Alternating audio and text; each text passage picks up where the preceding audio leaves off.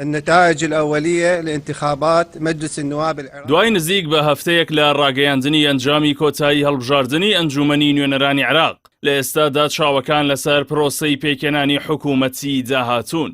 بەڵام ئەوەی دوای هەموو پرۆسەیەکی هەڵبژاردن لە عێراق دێتەوە بەرباس ئەو پرسیارەیە: ئایا لایەنەکان لە پێکێنانی سێ سەرۆکایەتیەکە بە وادەی دەستوریەوە پابەند دەبن؟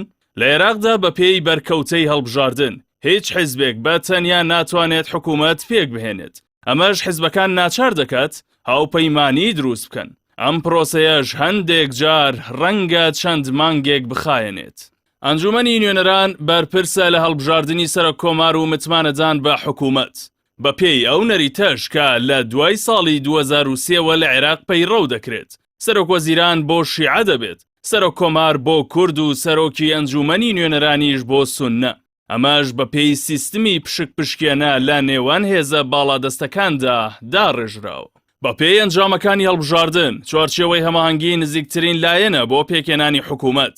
ئەم هاوپەیمانیە هێزە سیاسیە شیعە سەرەکیەکانی وەک دەوڵەتی یاسا بە سەرۆکایەتی مالیکی، ڕێکخراوی بەدر بە سەرۆکایەتی هادی عامری، عەسایبی ئەهلی حاق بە سەرۆکایەتی قەیس خەزعەلی و ڕەوتی حکمەی نیشتیمانی بە سەرۆکایەتی عەمار حەکیم لەخۆ دەگرێت.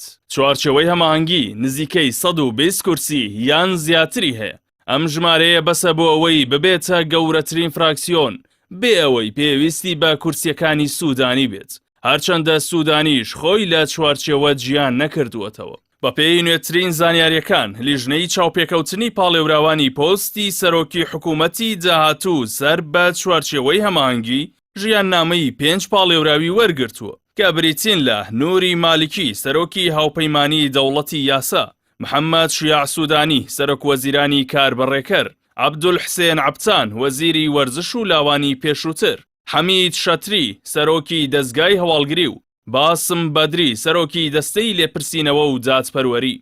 زانیاریەکان ئاماژە بەوە دەکەن لیژنەکە لە نێو پاڵێوراوەکاندا یەکێکی سەرەکی و یەکێکی جێگرەوە بۆ دانیشتنی ئەنجومەنی نوێنەران تایبەت بە دەنگدان لەسەر سەرۆک وەزیرانی داهاتوو دیاری دەکات، وەک ئەگەری ڕەتکردنەوەی سەرەکیەکە تا پاڵێوراوێکی یەدەگیش ئامادە بێت.